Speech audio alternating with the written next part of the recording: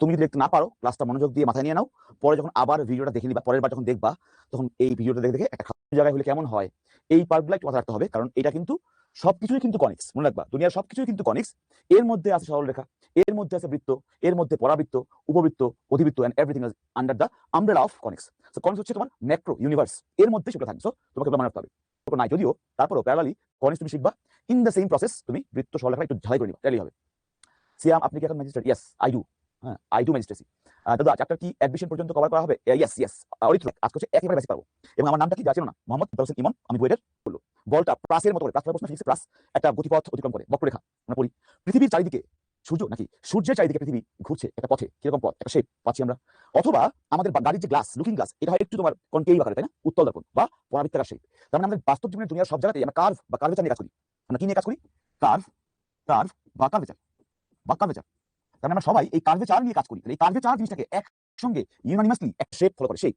ওই শেপটা বুঝতে গেলে আমরা কনিক্স নিয়ে আলোচনা করব। মানে কনিক্স হচ্ছে কার্ভ বা কার্ভেচারের একটা পার্টিকুলার পার্ট। যেরকম পার্ট সরলরেখা, বৃত্ত, উপবৃত্ত, অধিবৃত্ত, পরাবৃত্ত, যে সকল পার্টগুলো একটা সিকোয়েন্সিয়াল ধর্ম আছে, ওই ধর্ম নিয়ে আলোচনা করে, তাই হচ্ছে কনিক্স। তো কনিক্সের বেসিকটা বুঝলাম। এখন কনিক্সের সমীকরণটা কেমন হবে? যেহেতু কনিক্সটা স্থানাঙ্ক জ্যামিতি, চলে গেল, কনিক্স হচ্ছে একটা স্থানাঙ্ক জ্যামিতি, তার মানে কোঅর্ডিনেট জ্যামিতি। স্থানাঙ্ক জ্যামিতিতে কি থাকে ভাই? এক্স এবং ওয়াই। তার মানে কনিক্স হচ্ছে এক্স এবং ওয়াই সংবলিত, সংবলিত সবাই লিখে ফেলো, সংবলিত দ্বিঘাত সমীকরণ।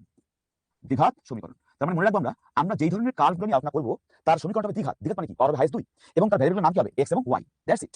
সো আমরা যেহেতু স্থানাঙ্ক জ্যামিতি পড়বো এবং এই জ্যামিতির মধ্যেই কনিক্সটা আমাদের একটা ব্রড আমব্রেলা, সুতরাং এটা এক্স এবং ওয়াই দিয়ে করতে হবে এবং সেটা কি হবে? পাওয়ার হবে 2 স্কয়ার। স্কয়ার হলেই ওই শেপটা হয়, বাট স্কয়ার থেকে বেশি হয় 3 4 5, কনিক্স থাকে না, ওটা হয় বক্ররেখা, কার্ভেচার। সো কার্ভেচারের মধ্যে একটা পার্টিকুলার পার্ট যেটা সুন্দর শেপ ধারণ করে, তা বোঝানোর জন্যই ম্যাথমেটিশিয়ানরা কনিক্স নামক এই টপিকটার উপাত্ত রচনা করেছেন। এখন কনিক্স শেপটা কিরকম, কোথা থেকে আসছে, এটাকে খায় নাকি মাথায় দেয়, কে বলতে পারবা? কে বলতে পারবা? তুমি না। তোমরা সবাই দুনিয়াতে সবাই কোন আইসক্রিম খাইছো? খাইছো না? কোন আইসক্রিম খাইছো না? এই যে কোন আইসক্রিম। এই কোন আইসক্রিম থেকেই বেসিক্যালি কনিক্সের মেইন সূত্রপাত হয়েছে। তোমরা সবাই আজকের ক্লাসের পরে কালকে সকালবেলা গিয়া আম্মার থেকে বা আব্বার থেকে 25 টাকা বা 30 টাকা বা 60 টাকা বা 40 টাকা দিয়া দোকানে যায় একটা কোন আইসক্রিম কিনবা। কি কিনবা? কোন আইসক্রিম কিনবা। ওই কোন আইসক্রিমটার ওই আইসক্রিম পার্টটুকু ফেলে দিবা। ফেলে দিয়ে থাকবে বিস্কুটের পার্ট থাকবে, ওই বিস্কুটের পার্টটা নিয়ে দেখবা একটা কনিক শেপ বা কোনো আকৃতি। তাহলে কোনো আকৃতি থেকে কনিক্সটা আসছে। এখন এই কোনো আকৃতি জিনিসটাকে বিভিন্ন অ্যাঙ্গেল থেকে দেখলে কনিক্সের অনেকগুলো টাইপ পাওয়া যায়। যেমন এটা তোমাকে দেখা হচ্ছে এই জায়গায়, এই দেখো। আমরা বাজার থেকে এটা করার জন্য বাজার থেকে 50 টাকা, আচ্ছা 50 টাকা যায়, 50 টাকা। হ্যাঁ শাফিউল, এটা বার্থডে ক্যাপ দিয়ে আমি দেখাইছিলাম ভাই, ইকবাল ভাই লিখলে আসবে। ওখানে দেখাইছি কিভাবে বার্থডে টুপি কাইটে কাইটে কনিক্সের শেপ হয়। এই একই জিনিস তোমাকে আর্কাইভের ক্লাসে একবার দেওয়া আছে, 9 তোমাদের পাইছে। সো এইটার জন্য নিয়মটা হচ্ছে তুমি বাজার থেকে একটা জাস্ট কষ্ট করে কোন আকৃতির একটা আইসক্রিম কিনবা, কিনে আইসক্রিম অংশটা খেয়ে ফেলবা, দেন যে বিস্কুট অংশ থাকবে ওই বিস্কুট অংশটা কাটবা, বিভিন্ন জিনিস দিয়ে কাটবা, ধারালো জিনিস দিয়ে কাটবা। তুমি যদি না কেটে আগে উপর থেকে দেখো, আমরা তো কাটলাম না, না কেটে যদি উপর থেকে কি দেখবো? একটা বৃত্ত। তার মানে না কেটে উপর থেকে যদি আমি দেখি একটা সিম্পলি বৃত্তাকার ফর্মে পাওয়া যায়। না কেটে উপর থেকে একদম এরকম, মানে কোন আকৃতির অংশ থাকবে এর উপরে থাকবে, দেখবা পাওয়া বৃত্ত। তার মানে একটা 50 টাকার আইসক্রিম থেকে বৃত্তাকার শেপ সম্পর্কে আইডিয়া পেলাম। ফাইন। এইবার এটাকে আমি কাটবো, শেপ অনুযায়ী কাটবো। কিভাবে কাটবো? আমি এবার এই কোন আকৃতি দেখো দেখাচ্ছি, এই আইসক্রিমটাকে, আইসক্রিমের বিস্কুট অংশটাকে একটু অ্যাঙ্গেল করে, অ্যাঙ্গেলটা কার সঙ্গে? এই অ্যাঙ্গেলটা করবো হচ্ছে এই যে তোমার এই কোণের যে সাইডটা আছে দেখো, এই যে সাইড, এই সাইডের সঙ্গে, হ্যাঁ এই সাইডের সঙ্গে প্যারালাল করে এভাবে একটা ছুরি দিয়ে কাটবা। এইবার প্যারালাল করে কাটবা, কাটলে পরে এই সাইডের সঙ্গে এই প্যারালাল ছুরি দিয়ে কাটো, কাটলে পরে যদি এবার সাইড থেকে দেখো, সাইড থেকে উপর থেকে না, সাইড থেকে দেখো, দেখবা এইরকম একটা অ্যাঙ্গুলার শেপ পড়ে আছে। তুমি করে দেখো কোন আকৃতি আইসক্রিম থেকে এইভাবে কাটবা, এই ভূমির সঙ্গে মানে এই সাইডের সঙ্গে প্যারালাল করে কাটবা, দেখবা পাইছো হচ্ছে একটা এইরকম শেপ। এই শেপটার নাম কি ভাই? এই শেপের নাম হচ্ছে উপবৃত্ত। এই শেপের নাম কি? উপবৃত্ত। তার মানে আমরা আইসক্রিম থেকে বৃত্ত পাইলাম, আইসক্রিম থেকে পাইলাম হচ্ছে উপবৃত্ত। উদ্দেশ্যটা কি? খালি কাটবো, কাটলে কাজ শেষ। কাটলে কি হয়? জীবন সুন্দর। এরপর দেখো আমি এভাবে কাটলাম, এভাবে না কেটে আমি এই কাটাটাকে আরেকটু খাড়া করে কাটি। মানে আমি প্রথমে কাটলাম কি সমান্তরালে কাটলাম না এভাবে, এখন সমান্তরাল না করে কেটে আরেকটু খাড়া করি, এই খাড়া বসতে এই এটা আরো একটু খাড়া করে, খাড়া করে কাটো।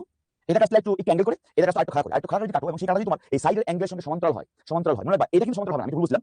ফর এলিপস এটা হবে একটা certain angle, but for parabola এটা হবে হচ্ছে এই সাইডের এই অ্যাঙ্গেলটার সঙ্গে এই ব্লেডটা থাকবে সমান্তরালে থাকবে। তার মানে সাইডের সঙ্গে ব্লেড থাকবে সমান্তরালে। যদি সমান্তরালে কাটি, কাটার পরে যদি আমি সাইড থেকে দেখি, মানে যে পাশটা কাটলাম এই পাশে তাকাইলাম, তাকে যদি দেখবো এরকম একটা অংশ পড়ে আছে, এই যে কেটে ফেললাম আর এইটা পড়ে থাকবে। এই যে অংশটা পড়ে থাকবে তার নাম হচ্ছে পরাবৃত্ত। তার মানে আমি পেয়ে গেলাম একটা পরাবৃত্ত, এরকম একটা অংশ থাকবে, পরাবৃত্ত। এটা হচ্ছে পরাবৃত্ত। তাহলে আমরা কি পেয়ে গেলাম ভাই? আমরা পেয়ে গেলাম বৃত্ত, ভূবৃত্ত, পরাবৃত্ত। এইবার আমার কি লাগবে? অধিবৃত্ত। অধিবৃত্ত, আচ্ছা ঐশ্বরিয়া বলছো বুঝতে পারছো না, এই দেখো তোমাদের এই যে কাটাকাটি পার্টটা তোমাদের আর্কাইভে আছে, দেখাচ্ছি না, আর্কাইভে আছে দেখে নিও। এই পার্টটা পুরোটাই আর্কাইভে করে দেওয়া আছে, একটা ক্লাস আছে তোমাদের 9 মিনিটের ক্লাস নেওয়া আছে, যেটা রিপিট হবে দেখাচ্ছি না, ঠিক আছে? বাট এইটা তোমাকে জাস্ট মনে রাখতে বলতেছি, তুমি আইসক্রিম কিনে কাটবা, এই শেপটা পাবা। এবং এইটা দেখার জন্য সবাই দিচ্ছি, সবাই একটু আর্কাইভের ক্লাসটা ফলো করো। এখানে একটু আর্কাইভ ক্লাসটা দেখবা, সেখানে ডিটেইলস করে দেওয়া আছে আমাদের, ঠিক আছে? আচ্ছা এবার অধিবৃত্ত আঁকার জন্য তোমাকে কষ্ট করতে হবে, কষ্ট করতে হবে। আইসক্রিম কিনতে হবে দুইটা, মানে 50 100 টাকা খরচ করতে হবে। এবং এই 100 টাকা খরচ করার পরে এই আইসক্রিমের দুই অংশ লাগাই দিবা, লাগাই দিয়া এইবার একদম ডাইরেক্ট লম্ব হবে, ভূমির সঙ্গে লম্ব একটা পোজ দিবা, এমনি খারাপ পোজ দিবা, খারাপ পোজ দিয়ে দেখবা এইখানে একটা অংশ পড়ে আছে, এইখানে একটা অংশ পড়ে আছে, এবং এই দুইটা অংশ এই মাঝখানে মধ্যবিন্দু থেকে দুই দিকে আছে, এদিকে একটা এদিকে একটা। তার মানে এইরকম এসে পাবা, এটা এবং এটা এইরকম। এইটার নাম হচ্ছে অধিবৃত্ত, এটার নাম হচ্ছে অধিবৃত্ত। সো কি কি শিখলাম? বৃত্ত পাইছি, উপর থেকে বৃত্ত পাওয়া যায়। অভিবৃত্ত পাওয়া যায় কেমনে? একটা অ্যাঙ্গেল করে পোজ দিবা, পাওয়া যায় অভিবৃত্ত। পরবর্তী কেন পাওয়া যায়?